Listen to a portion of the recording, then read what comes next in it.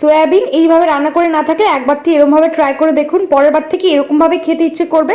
তো এখানে আমি মাংসের মতো করে আলু কেটে নিয়েছি, নুন হলুদ দিয়ে ভেজে নিচ্ছি। অন্যদিকে আমার ঘরে অল্প একটু সলিড মাংস ছিল, সেটা দিয়ে আজকে আমি করব সয়াবিনটা। ভীষণ ভালো লাগে খেতে, সয়াবিনের টেস্টটা কিন্তু আরও বেড়ে যায় এতে করে।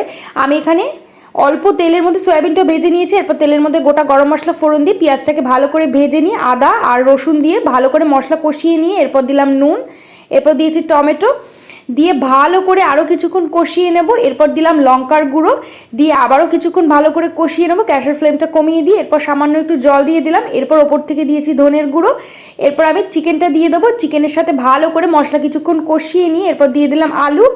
এরপর আবারও কিছুক্ষণ কষিয়ে নিয়ে কাঁচা লঙ্কা দিয়ে সয়াবিন ভাজা যে সয়াবিনটা করেছিলাম ওটা দিয়ে ভালো করে কষিয়ে নিয়ে জল দিয়ে দিলাম। আলু সয়াবিন মাংস ভালো মতো রান্না হয়ে গেলে এরপর আমি নামানোর আগে গরম মশলা ছড়িয়ে নামিয়ে নিচ্ছি। তো কেমন লাগলো অবশ্যই কমেন্ট করে জানাবেন।